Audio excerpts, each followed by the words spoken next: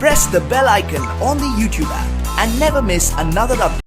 Hello friends, welcome back to my YouTube channel smart learner. तो आज हम बात करने वाले हैं भारत के पर्वतों के बारे में। तो आज हम भारत के पर्वतों के बारे में डिटेल से बात करेंगे। उससे पहले अगर आपने चैनल को सब्सक्राइब नहीं किया है तो प्लीज़ चैनल को सब्सक्राइब कर लें और बेल आइकॉन दबा लें ताकि आपको डेली अपडेट मिलती रहे। ठीक है, तो आइए स्टार्ट करते हैं। सबसे पहले भारत के पर्वतों के बारे में पढ़ने के लिए हमें ये जानना जरूरी है कि भारत के पर्वत को कितने भाग में विभाजित किया गया है। तो भारत के पर्वतों को दो भागों में विभाजित किया गया है। पहला उत्तरी पर्वत श्रृंखला और दूसरा मध्य एवं दक्षिण पर्वत की श्रृंखला। तो उत्तरी पर्वत श्रृंखला में कौन सा भाग आता है? ये भाग जो आपको दिख रहा होगा यहाँ पे मैप में मैंने दिखाने की कोशिश की है, ये हिमालयन एरिया है, हिमालयन भाग है ये।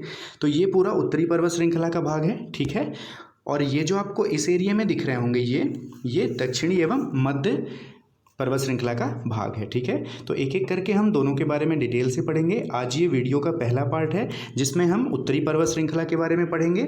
ओके, डिटेल से हिमालय के बारे में पढ़ेंगे, पूरे हिमालय के जितने भी पार्ट हैं उनके बारे में पढ़ेंगे। और नेक्स्ट वीडियो में हम मध्य और दक्षिण भारत की पर्वत श्रृंखला के बारे में बात करेंगे एवं very very important 100 question answer मैं उस पर शामिल करूँगा। ठीक है, तो आपको ध्यान से देखना है। ओके, तो सबसे पहले भारत के संपूर्ण भूभाग में 29.3% भूभाग पर पर्वत और पहाड़ियों का विस्तार है।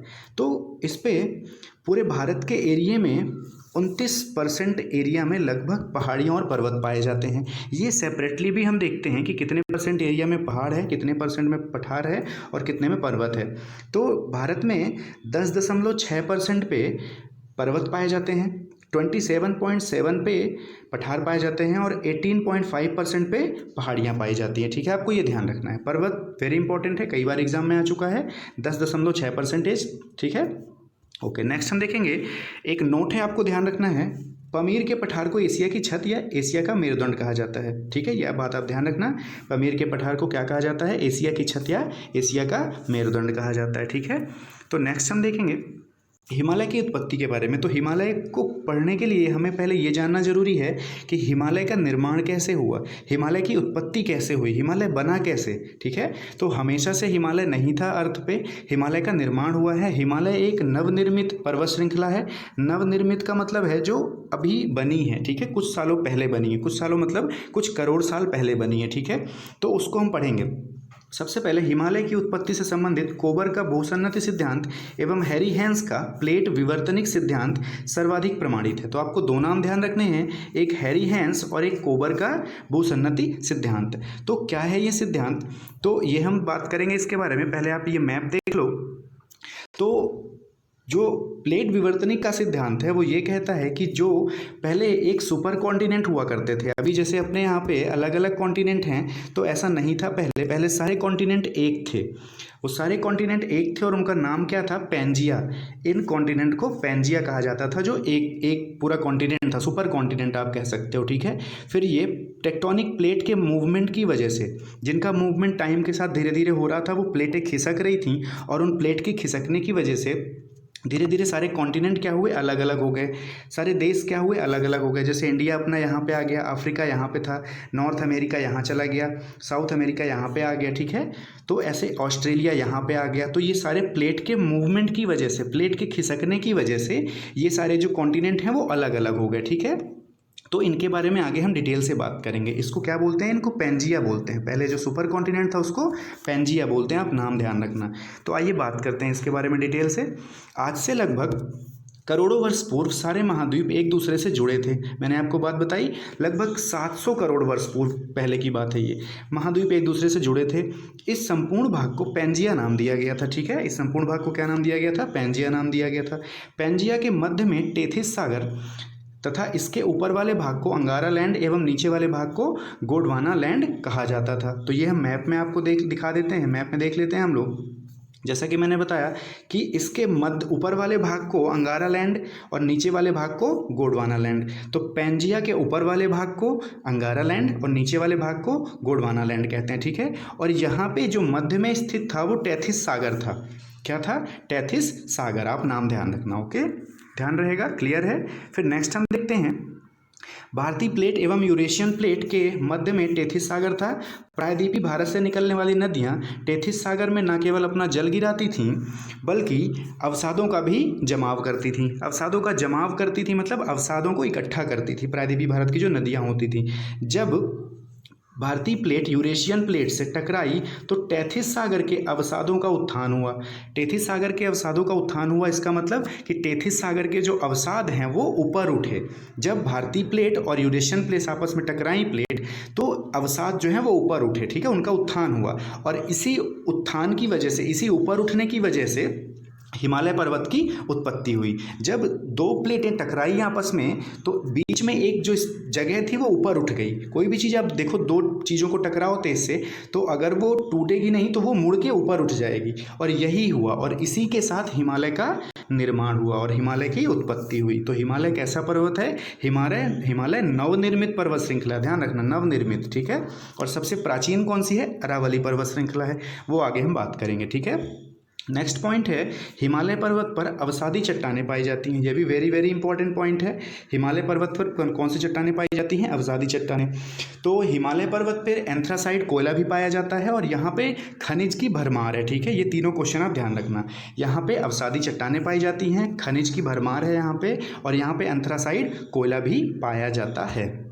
नेक्स्ट हम कुछ पर्वत के बारे में बेसिक बात कर लेंगे जो कि अक्सर एग्जाम में पूछे जाते हैं। जैसे कि पर्वतों को 4 भागों में बांटा गया है। कौन कौन से? पहला वलित पर्वत, दूसरा अवरोधी पर्वत, तीसरा अवशिष्ट पर्वत, चौथा संग्रहित पर्वत। आपको अक्सर एग्जाम में देखने को मिल जाएगा कि बताइए यह पर्वत किस प्रकार का है? वलित पर्वत है, अवरोधी पर्वत है, अवशिष्ट पर्वत है या संग्रहित पर्वत है? ये क्वेश्चन हमेशा एग्जाम में आते हैं, इसको भी आप IMP कर लो, ठीक है। नेक्स्ट हम बात करेंगे इसी में एक करके, वलित पर्वत किसे कहते हैं।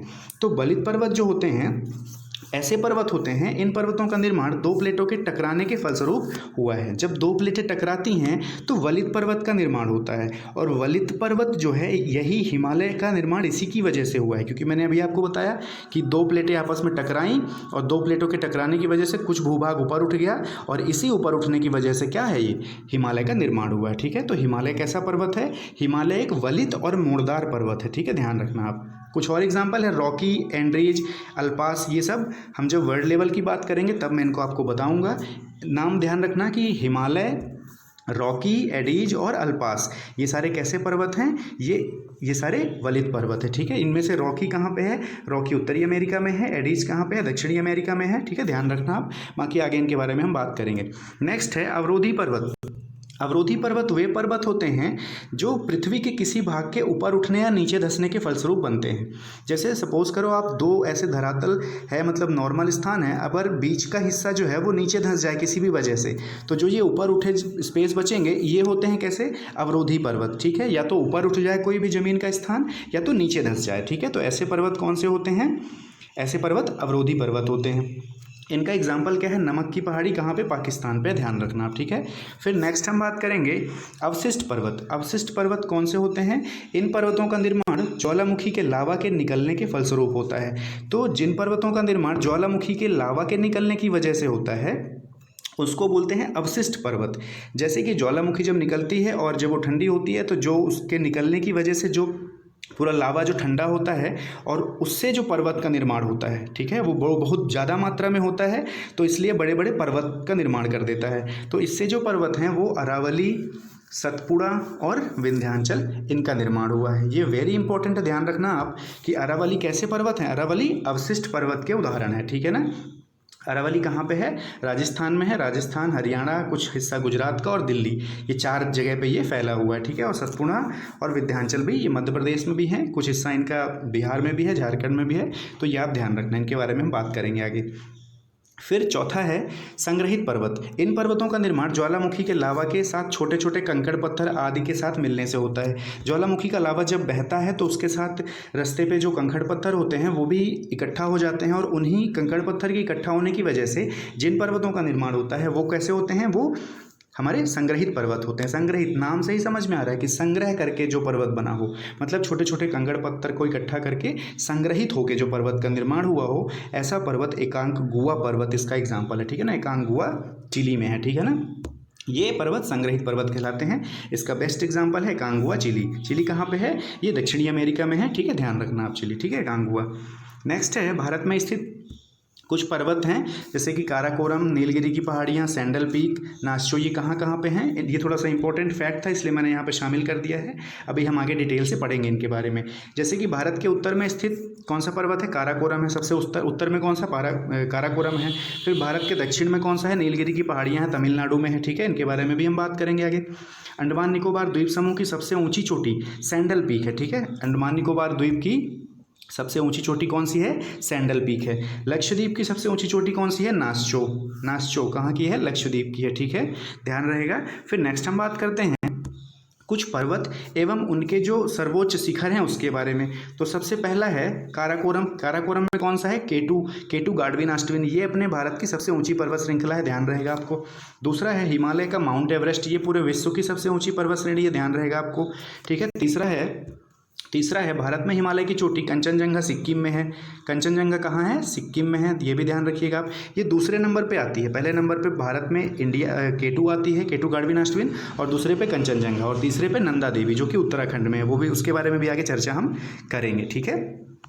फिर तीसरी है अरावली। अरावली पर्वत श्रेणी कहाँ? माउंट आबू इसकी सबसे ऊंची चोटी है जो कि राजस्थान में, मैंने अभी आपसे बताया। गुरु शिखर की सबसे ऊंची चोटी कौन सी है? माउंट आबू, ठीक है, ध्यान रखिएगा। और छोटा नागपुर पठार झारखंड में पारसनाथ है सबसे ऊंची चोटी, ठीक है ना। छोटा नागपुर पठार का सर्वोच्च चोटी सर्वोच्च शिखर कौन सा है? पारसनाथ, जो कि कहाँ पे है? झारखंड में स्थित है, ओके, ध्यान रहेगा आपको। चलिए आगे हम देखते हैं। आगे हम बात करेंगे हिमालय पर्वत श्रृंखला के बारे में। हिमालय पर्वत श्रृंखला के बारे में हम डिटेल से बात करेंगे, एक एक पॉइंट, इससे जितने भी टॉपिक या जितने भी पॉइंट हैं मैंने सब को ढूंढ के इसमें शामिल किया हुआ है, और ऐसा कोई एक भी पॉइंट नहीं है जो छूटा हो, ठीक है। तो आपके एग्जाम में अगर हिमालय से संबंधित या जितने भी पर्वत हैं इनसे संबंधित कोई क्वेश्चन आता है तो आपसे वो 101% बनेगा। तो पहला पॉइंट है, यह नवीन मोड़दार पर्वत का उदाहरण है। मैंने भी आपसे बताया था कि यह नवीन मोड़दार एवं कैसे वलित पर्वत है। नवीन, मोड़दार और वलित, ये तीन बातें आप हिमालय के बारे में याद रखना, इससे आपके 3 क्वेश्चन क्लियर होंगे, और ये कई एग्जामों में मुझे भी मिल चुका है, ठीक है। फिर नेक्स्ट पॉइंट है, इसका निर्माण सेनोजोइक काल में हुआ है, ठीक है। यह विश्व की सबसे ऊंची पर्वत श्रृंखला है। माउंट एवरेस्ट इसी पे है, ओके। माउंट एवरेस्ट कहाँ पे है? नेपाल में है, हिमालय की पर्वत श्रृंखला है। फिर नेक्स्ट है एडीज पर्वत श्रृंखला के बाद हिमालय विश्व की सबसे लंबी पर्वत श्रृंखला है। तो एडीज पर्वत श्रृंखला सबसे लंबी है और उसके बाद हिमालय सबसे लंबी है, ठीक है, ध्यान रखना है आपको। फिर हिमालय पर्वत का पश्चिमी भाग अधिक चौड़ा एवं पूर्वी भाग अधिक ऊंचा है। तो जो हमारा पश्चिमी भाग है, जैसे ये अगर इंडिया का अपना मैप है तो ये वाला एरिया जो है ये पश्चिमी है और ये पूर्वी है। तो पश्चिमी भाग कैसा है? ज़्यादा चौड़ाई है इसकी, ठीक है। और पूर्वी भाग कैसा है? अधिक ऊंचा है। ज़्यादा ऊंचा पूर्वी भाग है और ज़्यादा चौड़ा कैसा है? ये हमारा पश्चिमी भाग है, ठीक है। फिर नेक्स्ट पॉइंट हम देखेंगे, हिमालय मानसून को रोक कर वर्षा कराता है। हिमालय का काम क्या क्या है? हिमालय हमारे लिए एक वरदान की तरह है जो कि हिमालय मानसून को रोक के वर्षा कराता है, साइबेरिया की ठंडी हवाओं से बचाता है। हिमालय के, हाँ ठीक है, ये 2 चीज़ आपको ध्यान रखनी है कि मानसून को रोक के वर्षा कराता है तथा साइबेरियन की ठंडी हवाओं से बचाता है। अब हम बात करेंगे हिमालय के अन्य देशों में नाम। हिमालय को अलग अलग देशों में क्या क्या कहा जाता है? जैसे हिमालय के अपने इंडिया के साथ साथ कुछ हिस्सा पाकिस्तान में भी है, कुछ अफगानिस्तान में भी है, कुछ तिब्बत में भी है, ठीक है ना, और नेपाल में भी है, ठीक है, इतना आपको ध्यान रखना है। नेपाल में भी कुछ भाग है। तो क्या बोलते हैं, पाकिस्तान में इसको सुलेमान के नाम से जाना जाता है। किस नाम से? सुलेमान के नाम से। अफगानिस्तान में इसको हिंदकुश के नाम से जाना जाता है। किस नाम से? हिंदकुश के नाम से, ध्यान रखना है। पाकिस्तान में सुलेमान, अफगानिस्तान में हिंदकुश और तिब्बत में कुनलुन पर्वत कहते हैं इसको, ठीक है, ध्यान रखना है। एक एक करके आप इनको ध्यान रख लीजिएगा, याद कर लीजिएगा, आपको याद हो जाएंगे इजीली। फिर नेक्स्ट है, हिमालय पर्वत को आयु के आधार पर 4 भागों में बांटा गया है। तो 2 तरह से हम हिमालय पर्वत को पढ़ेंगे, एक एज के अकॉर्डिंग मतलब आयु के आधार पर, और दूसरा नदियों के आधार पर, ठीक है। तो सबसे पहले हम बात करेंगे एज के आधार पर, मतलब कि आयु के आधार पर। तो कौन कौन से भागों में बांटा गया है? पहला है ट्रांस हिमालय, जो कि सबसे प्राचीन भाग है। अब मैं अभी आपको मैप में दिखाऊंगा कहाँ पे ट्रांस हिमालय है, कहाँ पे बृहद हिमालय है, कहाँ पे लघु हिमालय है, कहाँ पे शिवालिक हिमालय है। चारों को मैं आपको अभी मैप में दिखाऊंगा, ठीक है। तो जो ट्रांस हिमालय है वो सबसे प्राचीन भाग है। बृहद हिमालय कैसा है, सबसे ऊंचा भाग है, ठीक है। बृहद हिमालय सबसे ऊंचा भाग है, ठीक है। और फिर लघु हिमालय सबसे निचला भाग है, ठीक है। और शिवालिक हिमालय सबसे नवीन भाग है। तो सबसे पहले है ऊपर, यहाँ पे सबसे पहले है कौन सा, ट्रांस हिमालय, फिर मध्य हिमालय, फिर लघु हिमालय, फिर सॉरी मध्य नहीं, यहाँ पे बृहद हिमालय। सबसे पहले ट्रांस, फिर बृहद, फिर लघु, लघु को ही मध्य बोलते हैं, और फिर चौथे नंबर पे है शिवालिक हिमालय। तो ये ऐसे आप थोड़ा ध्यान रखो, अभी मैं मैप में आपको इनको दिखाऊंगा, ठीक है, एक करके। सबसे नवीन भाग कौन सा है, सबसे नवीन भाग है शिवालिक हिमालय, ये चीज़ आप ध्यान रखना, ठीक है। और सबसे पुराना कौन सा है, ट्रांस हिमालय, सबसे पुराना ट्रांस, सबसे नवीन कौन सा, शिवालिक। ये आप मैप में यहाँ पे देख सकते हो, मैंने जितने भी हैं सबको अच्छे से समझाने की कोशिश करी है, दिखाने की कोशिश करी है। जैसे कि इस पूरे एरिया में ट्रांस हिमालय है, ठीक है, कौन सा हिमालय है, ट्रांस हिमालय। और उसके जस्ट नीचे है महान हिमालय, ये महान हिमालय का पार्ट है। उसके नीचे है लघु हिमालय, और उसके नीचे है शिवालिक हिमालय, ठीक है। आप देख पा रहे होंगे मैप में, आप अच्छे से मैप को देख लो, इसका स्क्रीनशॉट ले लो ताकि आपको चीज़ें क्लियर रहें एक एक करके। सबसे पहले ट्रांस, फिर महान, फिर लघु, और फिर शिवालिक, ठीक है, ध्यान रहेगा। लघु को ही मध्य हिमालय भी बोलते हैं, मध्य हिमालय लघु को ही बोलते हैं, आगे हम वो भी देखेंगे, ठीक है। तो आइए इनके बारे में कुछ इंपॉर्टेंट फैक्ट देख लेते हैं। सबसे पहले ट्रांस हिमालय की बात करते हैं। ट्रांस हिमालय में 3 पर्वत हैं, कौन कौन से, एक काराकोरम और दूसरा जास्कर, ठीक है। अभी हम तीनों के बारे में बात करेंगे एक एक करके। तो पहले हम, और तीसरा लद्दाख। तो पहले हम देखेंगे काराकोरम के बारे में। काराकोरम केटू गाडविनाश्टविन कृष्णागिरी भी कहा जाता है। तो काराकोरम में कौन सी पर्वत श्रेणी है जो सबसे ऊंची है अपने भारत पे, पहले नंबर पे है केटू गाडविनाश्टविन। कहाँ पे है, काराकोरम पे है, काराकोरम पर्वत श्रेणी पे है। और इसे कृष्णागिरी भी कहा जाता था, इसका पुराना नाम क्या था, कृष्णागिरी, ठीक है। फिर यह भारत की सर्वोच्च चोटी एवं विश्व की दूसरी सबसे ऊंची चोटी है, ये आपको ध्यान रखना है। कौन सी, केटू गाडविनाश्टविन, कहाँ पे है, काराकोरम पे, ठीक है। दूसरा पॉइंट है, भारत के 4 प्रमुख ग्लेशियर, सियाचिन ग्लेशियर, हिस्पर, बियाफो एवं बाल्टोरा, इसी पे स्थित हैं। किस पे, काराकोरम पे, ठीक है, ध्यान रखना है। सियाचिन, हिस्पर, बियाफो, बाल्टोरा काराकोरम पे स्थित हैं। फिर लद्दाख पर्वत, तीसरा है लद्दाख पर्वत। लद्दाख पर्वत राकापोशी पर्वत विश्व की सबसे नुकीली चोटी तथा भारत का सबसे ऊंचा पठार इसी पर्वत लद्दाख पर्वत पर है, ठीक है। तो लद्दाख हो गया, जास्कर हो गया और काराकोरम, 3 पर्वत हैं, आपको ध्यान रखना है। पहला है हमारा काराकोरम, दूसरा है लद्दाख और तीसरा है जास्कर। तो राकापोशी जो चोटी है, राकापोशी पर्वत विश्व की सबसे नुकीली चोटी है तथा भारत का सबसे ऊंचा पठार लद्दाख पर्वत पर है। ये 2 चीज़ें लद्दाख पर्वत पर फेमस हैं, एक राकापोशी और एक लद्दाख पर्वत जो भारत का सबसे ऊंचा पठार भी है, ठीक है। नेक्स्ट हम देखते हैं, तथा सबसे बड़ा पठार दक्कन का पठार है, ठीक है, ये हमको ध्यान है। फिर 3rd नंबर पे है जास्कर पर्वत। तो काराकोरम हो गया, लद्दाख हो गया, अब जास्कर पर्वत के बारे में हम बात करेंगे। जास्कर पर्वत सिंधु नदी लद्दाख और जास्कर के बीच से बहती है। तो जास्कर पर्वत में क्या है, लद्दाख पर्वत और जास्कर पर्वत के बीच से सिंधु नदी बहती है, ये बात आपको ध्यान रखना है, ठीक है ना। ऊपर सबसे ऊपर है काराकोरम, सबसे ऊपर काराकोरम, फिर दूसरे नंबर पे लद्दाख और तीसरे नंबर पे कौन सा है, जास्कर, ठीक है। तो लद्दाख और जास्कर के बीच से कौन सी नदी निकलती है, यहाँ पे सिंधु नदी निकलती है, आपको ध्यान रखना है। लद्दाख और जास्कर के बीच से सिंधु नदी बहती है, आप ये ध्यान रखना। तथा श्योक नदी काराकोरम पर्वत और लद्दाख पर्वत से बीच में निकलती है, ठीक है। तो ऊपर है काराकोरम, तो काराकोरम और लद्दाख के बीच से कौन सी निकलती है, श्योक, और लद्दाख और जास्कर के बीच से कौन सी निकलती है, सिंधु नदी। तो यहाँ पे है सिंधु नदी और यहाँ पे है श्योक नदी, आप ध्यान रखना, ये दोनों पॉइंट वेरी वेरी इंपॉर्टेंट हैं। फिर नेक्स्ट हम बात करेंगे, यहाँ पे मैं आपको सारी पर्वत श्रेणी जो भी मैंने बात करी दिखा दूँ, काराकोरम, लद्दाख, जास्कर, और ये 2 आपको बाद में बताऊँगा मैं इनके बारे में, धौलाधर और पीर पंजाल, ये मध्य हिमालय या फिर लघु हिमालय के भाग हैं, ठीक है। अभी आपको इनको ध्यान नहीं देना है, अभी केवल आप इनको ध्यान दो। तो काराकोरम, जैसे मैंने आपको बताया कि काराकोरम यहाँ पे है, ठीक है, ध्यान, सबसे ऊपर वाला सबसे उत्तर वाला पार्ट काराकोरम का है, उसके जस्ट नीचे लद्दाख है, फिर सबसे नीचे कौन सा है यहाँ पे, तीसरे नंबर पे जास्कर है। तीनों किसके पार्ट हैं, तीनों ट्रांस हिमालय के हैं। किसके, अभी हम लोग ट्रांस हिमालय पढ़ रहे हैं ना, तीनों ट्रांस हिमालय के हैं, इनको एकदम बिल्कुल विदाउट कन्फ्यूज़न आप समझ के चलिएगा। ट्रांस हिमालय के 3 भाग हैं, कौन कौन से, काराकोरम, लद्दाख और जास्कर। तो काराकोरम पे ही है कौन सी, केटू गाडविनाश्टविन, यहाँ पे लिखा हुआ है काराकोरम में है केटू गाडविनाश्टविन, ठीक है। और फिर काराकोरम और लद्दाख के बीच में कौन सी नदी निकलती है, श्योक नदी निकलती है। काराकोरम और लद्दाख के बीच से श्योक नदी निकलती है यहाँ से। और जास्कर नदी कहाँ से, सॉरी, जास्कर और लद्दाख के बीच से कौन सी नदी निकलती है? सिंधु नदी निकलती है, आप ध्यान रखोगे। ओके, फिर नेक्स्ट हम बात करेंगे बृहद हिमालय के बारे में। तो हमने अभी ट्रांस हिमालय के बारे में बात करी, अब हम बात करेंगे बृहद हिमालय के बारे में। ओके, बृहद हिमालय का विस्तार पश्चिम में नंगा पर्वत से लेकर पूर्व के में तिब्बत के नामचा बरवा पर्वत तक है। तो पश्चिम में कौन सा? नांगा पर्वत या नागा पर्वत से लेकर तिब्बत में, पश्चिम में कहाँ, पूर्व में कहाँ पे? तिब्बत में नामचा बरवा पर्वत तक है, ठीक है ना। तो अगर थोड़ा सा मैं आपको मैप में दिखाना चाहूँ तो ध्यान से आप देखो, इस मैप में आप देख पा रहे होगे, यहाँ पे पूर्व में इस एरिए में, यहाँ पे, यहाँ से लेके पूरा नीचे तिब्बत, आगे तिब्बत तक इसका विस्तार है, ठीक है। तो आगे हम देखते हैं, इसके बारे में पढ़ते हैं।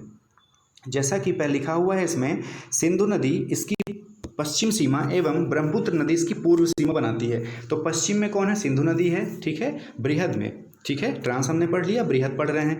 तो सिंधु नदी कहाँ पे है? पश्चिम में, एवं ब्रह्मपुत्र नदी कहाँ पे है? पूर्व में है, बृहद हिमालय के, ठीक है।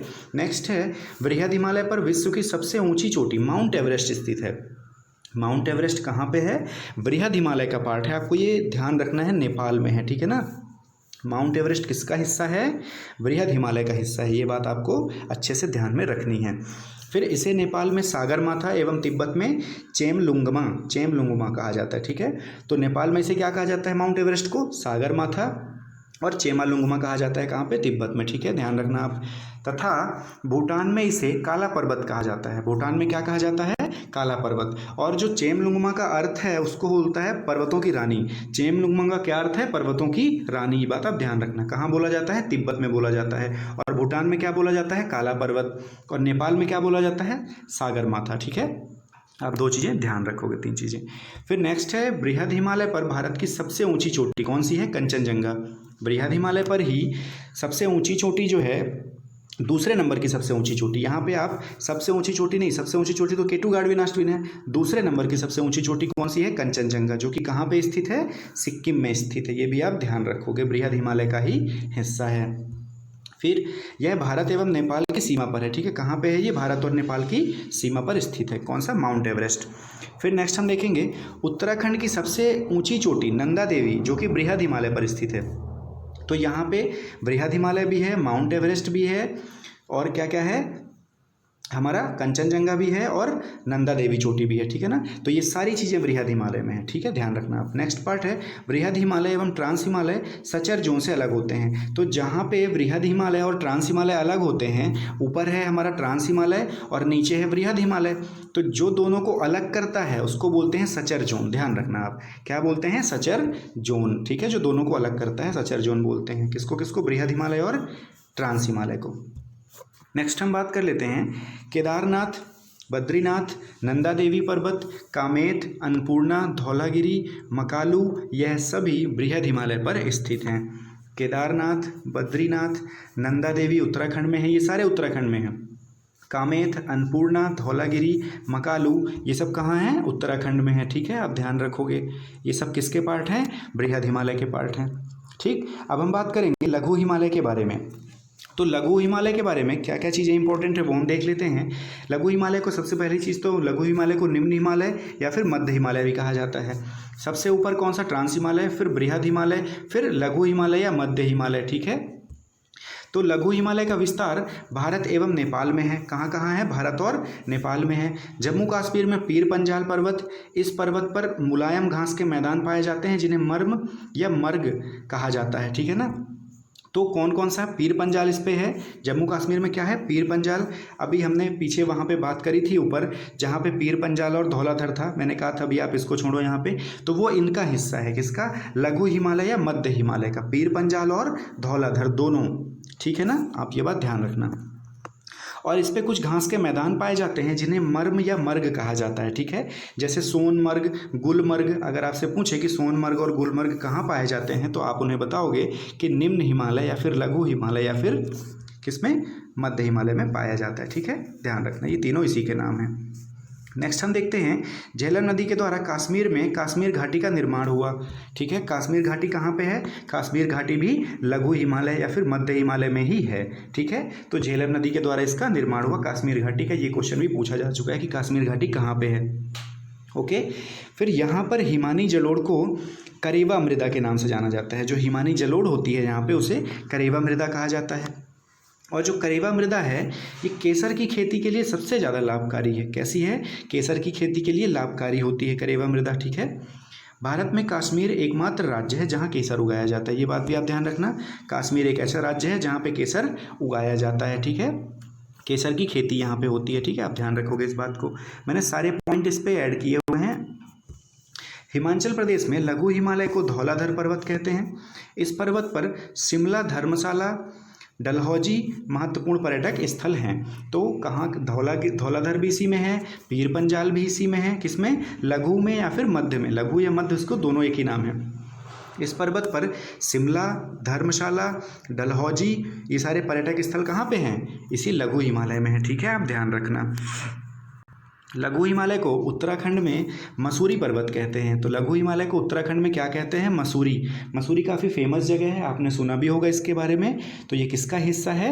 ये लघु हिमालय का हिस्सा है, आपको ध्यान रहेगा। ठीक है, फिर यहाँ पर घास के मैदान पाए जाते हैं। यहीं पर हरिद्वार शहर भी स्थित है। ठीक है, तो उत्तराखंड में हरिद्वार शहर है, आप सब जानते हैं। मसूरी भी उत्तराखंड में है। तो ये सारे किस में हैं? आपको बस इतना ध्यान रखना है कि लघु हिमालय में है। नेक्स्ट हम देखेंगे उत्तराखंड में दून एवं ताल घाटी हैं, जिसमें देहरादून एवं नैनीताल शहर स्थित है। तो दून घाटी और ताल घाटी दोनों हैं, जिसपे देहरादून और नैनीताल शहर स्थित हैं। ठीक है, दोनों किस में हैं? निम्न हिमालय में हैं। बार बार मैं आपको बता रहा हूँ। नेपाल में लघु हिमालय को महाभारत पर्वत कहते हैं। नेपाल में क्या बोलते हैं लघु हिमालय को? नेपाल में लघु हिमालय को महाभारत पर्वत के नाम से जाना जाता है। ठीक है, यहीं पर काठमांडू घाटी है, जिसमें काठमांडू शहर बसा हुआ है। ठीक है, ध्यान रखना, नेपाल में जो लघु हिमालय है उसको महाभारत पर्वत कहते हैं। कौन सा पर्वत? महाभारत पर्वत कहते हैं। यहीं पर काठमांडू भी है। ठीक है, काठमांडू घाटी है जहाँ पे काठमांडू शहर बसा हुआ है। नेक्स्ट हम बात करेंगे शिवालिक हिमालय। सबसे लास्ट है शिवालिक हिमालय। सबसे पहले एक बार और देख लेते हैं। सबसे ऊपर ट्रांस हिमालय, फिर बृहद हिमालय, फिर लघु, निम्न या फिर मध्य हिमालय, और चौथे नंबर पर है शिवालिक हिमालय। ठीक है, तो हम बात करते हैं शिवालिक हिमालय के बारे में। शिवालिक हिमालय, इसका विस्तार पोठवार, जो कि जम्मू कश्मीर के पास है, पोठवार पठार है एक से लेकर कोसी नदी तक। कोसी नदी कहाँ पे है? बिहार तक स्थित है। तो शिवालिक हिमालय का विस्तार कहाँ कहाँ है?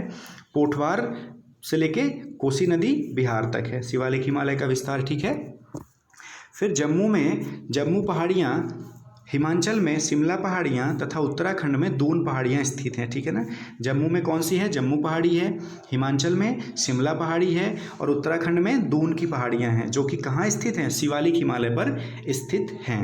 ओके, फिर आइए नेक्स्ट हम बात करेंगे नदियों के आधार पर। नदियों के आधार पर हिमालय को 4 भागों में बांटा गया है। इस पर भी 4 भागों में बांटा गया है। कौन कौन से 4 भाग है वो आइए हम देख लेते हैं। पंजाब हिमालय, कुमायूं हिमालय, नेपाल हिमालय और असम हिमालय। ठीक है, इनके बारे में एक एक करके हम डिटेल से बात करेंगे। ओके, सो देखते हैं हम लोग। सबसे पहला है पंजाब हिमालय। यहाँ पे मैप में मैंने आपको चारों को दिखाने की कोशिश करी है। आपको ये दिख रहा होगा, यहाँ पे इस एरिया में है पंजाब हिमालय, फिर इस एरिया में है कुमायूं हिमालय, यहाँ पे आपको दिख रहा होगा नेपाल हिमालय, और यहाँ पे आपको असम हिमालय। ये चारों हिस्से आपको दिख रहे हैं नेपाल में। आप इनको थोड़ा सा एक बार अच्छे से इमेज आप देख लो, स्क्रीनशॉट ले लो, ताकि आपको ये एक इमेजिनेशन में आपको क्लियर रहे कि यहाँ पे ये लोकेशन है। अभी इनके बारे में हम आगे बात करेंगे। सबसे पहला है पंजाब हिमालय। तो पंजाब हिमालय सिंधु व सतलज नदी के बीच से कश्मीर व लद्दाख तथा हिमाचल प्रदेश में फैला हुआ है। तो पंजाब हिमालय कौन कौन सी नदी के बीच में है? सिंधु और सतलज नदी के बीच में है। आप यहाँ पे मैप में भी देख सकते हैं, सिंधु नदी और सतलज नदी के बीच में है कौन सा? पंजाब हिमालय। ये हमारी सिंधु नदी है और ये कौन सी नदी है? सतलज नदी है। इन्हीं दोनों के बीच में कौन सा है? पंजाब हिमालय है। ठीक है, तो आपको ये चीज़ें क्लियर रहेंगी। और किस किस जगह पे है? कश्मीर में है, लद्दाख में है, हिमाचल प्रदेश में है, इन सब जगह पे ये फैला हुआ है। ठीक है ना, कश्मीर, लद्दाख और हिमाचल प्रदेश में। इसकी चौड़ाई सबसे ज़्यादा है।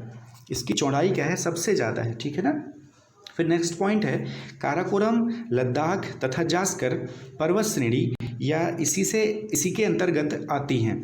तो काराकोरम लद्दाख और जास्कर पर्वत श्रेणी इसी के अंतर्गत आती है। ठीक है, अभी हमने ऊपर बात करी है काराकोरम लद्दाख जास्कर। ठीक है, ये सब किसके हैं? ये सब पंजाब हिमालय के भाग हैं। फिर नेक्स्ट है पंजाब हिमालय में ही जाफरान की खेती होती है।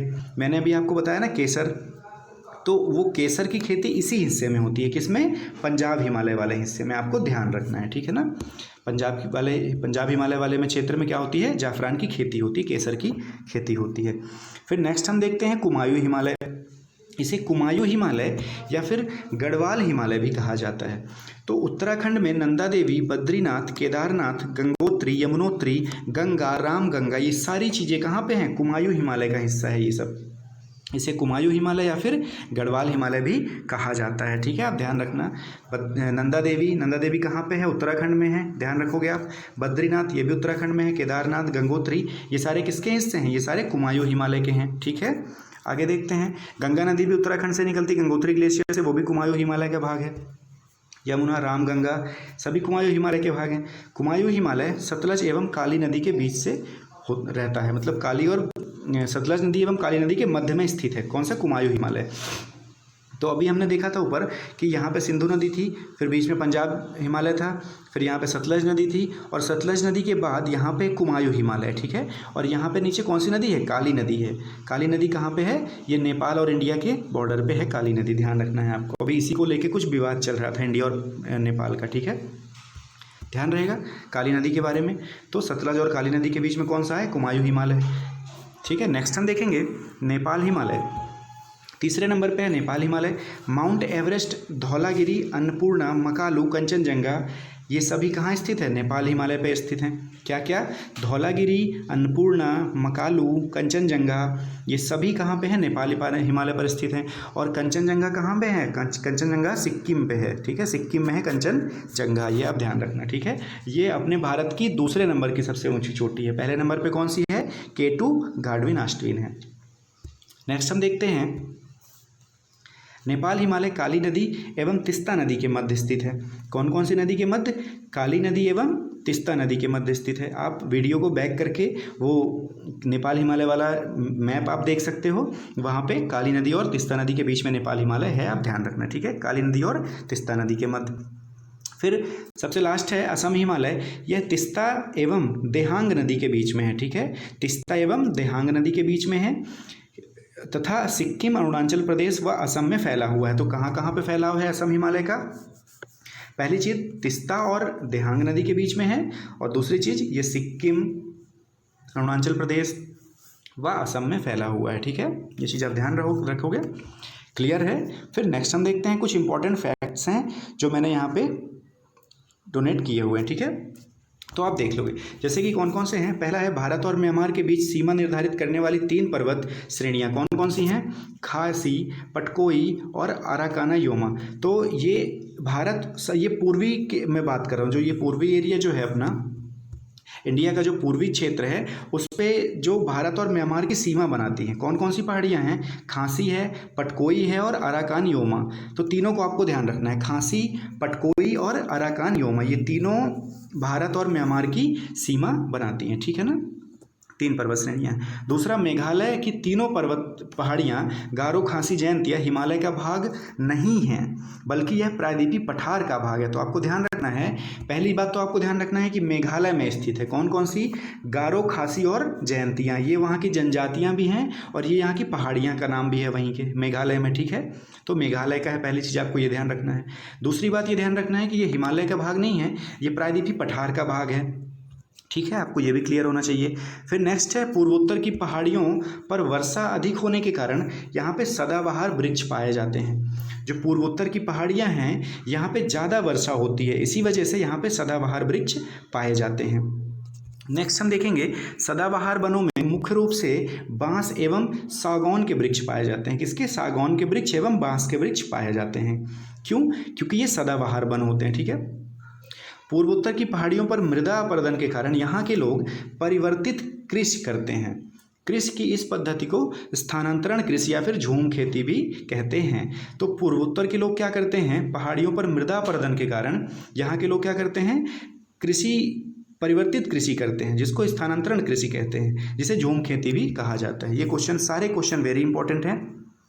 तो आई होप आपको ये वीडियो यूज़फुल लगा होगा और आपके लिए ये इंपॉर्टेंट भी है, क्योंकि हिमालय के बारे में मैंने सारे टॉपिक, सारे पॉइंट्स इसमें कवर किए हैं। अगर आपको ये वीडियो यूज़फुल लगा हो तो प्लीज़ चैनल को लाइक एंड सब्सक्राइब करें। Thank you so much.